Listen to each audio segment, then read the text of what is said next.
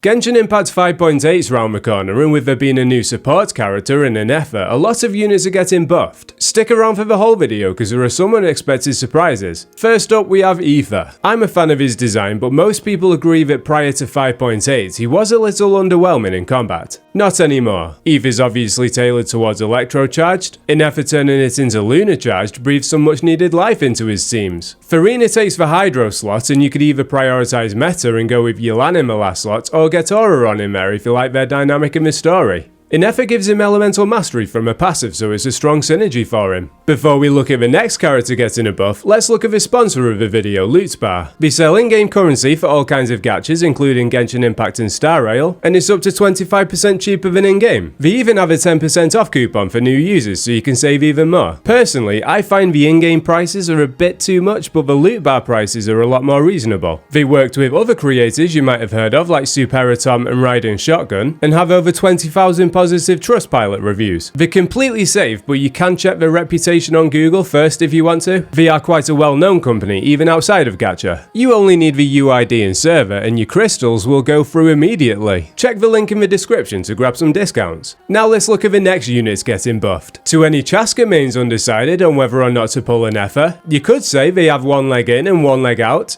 Get it? You'll be glad to know that they work together. You could use the tried and tested combo of Farina and Bennett. The elemental mastery buff from ineffa will be useful for Chaska here because she's going to be triggering a bunch of different reactions. For those that don't like being restricted to a circle though, dropping Bennett for a Scoffia isn't anywhere near as punishing as you might think. I get the logic in that a Scoffia only wants Hydro or Cryo units, and this team has 2 units that don't fit that requirement, but she's such a good unit that it doesn't even matter. To be honest, I think Chaska is one of the most underrated units in the game, and one of the only things holding her back is more options for teammates, but ineffa's got her covered there. Just in time as well with her having a rerun. Give it a go and you'll be sending enemies to meet Chaska's sister. Switching up the elements, Cyno's getting some much needed love. A lot of people call Cyno their biggest regret pull because of how little they use him and how weak he is when we do. To those people, I say do not cry because he's coming off the bench in 5.8. The Shalonen and Farina pair is strong enough to carry most DPSs though, and ineffa makes it so that the team has genuine synergy. Cyno's infamous for his long burst duration, but ineffa has 20 seconds of uptime on her skill, so it's not an issue for her. It's worth remembering Cyno's damage scales off elemental mastery too.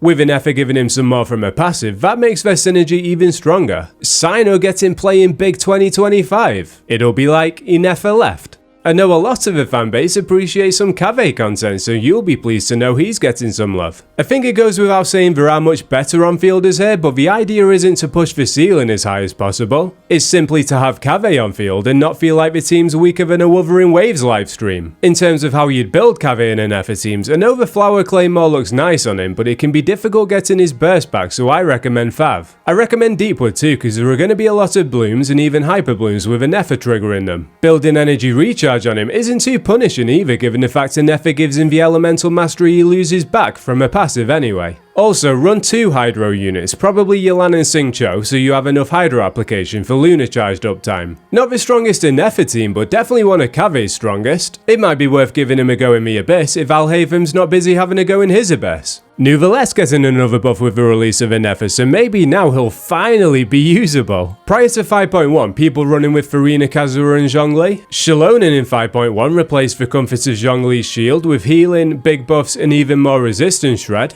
Lali in 5.3 gave us a bit of that interruption to resistance back while still retaining the scroll buff as well as her own resistance shred. A Scoffia in 5.6 gave us another source of damage, healing and her resistance shred. Ineffa doesn't have the shred, but she does have big off-field damage, which makes this team as strong, and some have even argued stronger than current Nuvalet teams. The shield has value too for providing him with some much needed resistance to interruption. For those that prefer to invest horizontally, collecting more characters as opposed to keeping their roster small and obtaining constellations, ineffa is going to be a solid addition to your Nuvalet teams. With all these new characters for Nuvalet, I don't imagine it'll be raining in Fontaine anytime soon. Ineffa having a vacuum on her arm is fitting because it means you can play with other characters this suck, like Barbara. All jokes aside, while Barbara definitely isn't one of the strongest characters in the game, she is a character we all get for free early on. If you're a newer player trying to build a team, then you'll be glad to know you can play them with Fischl and Xingqiu. Barbara on field spamming normal attacks while holding the craftable weapon Hakushin Ring to buff the team's electro and hydro damage is going to be a solid team, and to be honest, probably one that's strong enough for endgame content too.